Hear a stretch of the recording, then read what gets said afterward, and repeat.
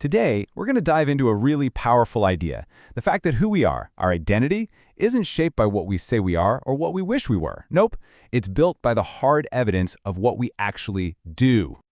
I mean, really think about that for a second. That unique kind of exhaustion. It's not from hard work, it's from the weight of all those open loops, all those projects you started but never quite saw through.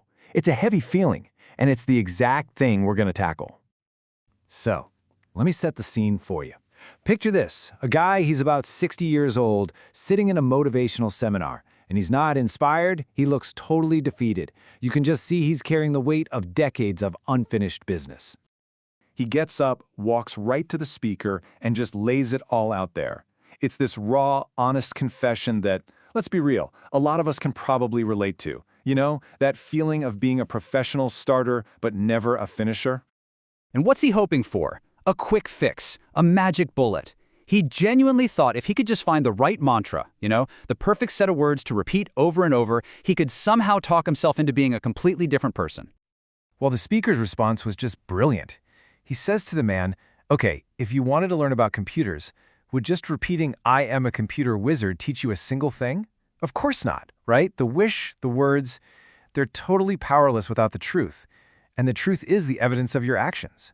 And this right here, this is the big aha moment. The mentor basically says, look, you don't change by trying to trick yourself. You change by creating, by building a new reality brick by brick.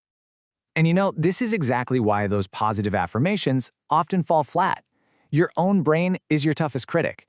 It has access to all the receipts, all the data. And if you tell it something that just doesn't line up with the facts, it's just going to call your bluff. The truth always, always wins.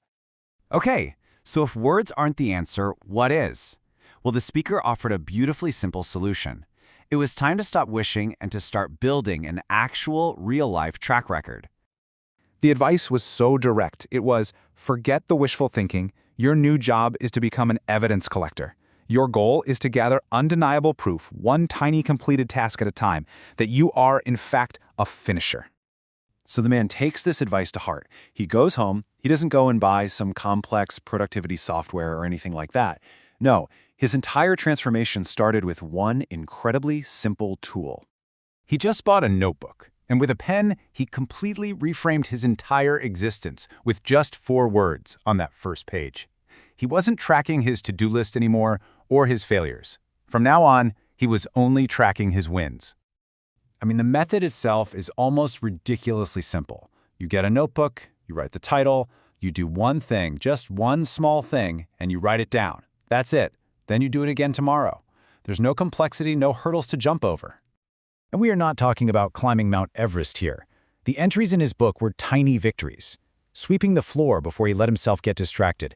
Finally hitting send on an email he'd been putting off. Any task, no matter how small, that actually crossed the finish line, that was a win worth writing down. So what happened? Did this tiny little habit actually change anything? Oh yeah, the result was way more profound than he ever could have imagined. Pretty soon, his actions started shouting louder than his old negative beliefs ever could. See, that notebook stopped being a wish list. It became a book of evidence, a ledger of facts.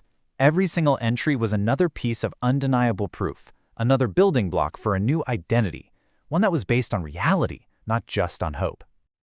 And that's really the core of it all, isn't it? Your identity isn't something you just declare out loud. It's something you earn, one action at a time. It's really just the sum total of all your completed actions. So let's make this practical. You want more confidence in your life? Finish what you start. It's that simple. Confidence isn't a mindset you just decide to have one day. It's the byproduct, the result you get from proving to yourself over and over again that you are capable. All right, how about discipline? You want to be a more disciplined person? Create the evidence. You build a mountain of proof so high and so solid that believing in your own discipline is no longer a wish. It's just an undeniable fact.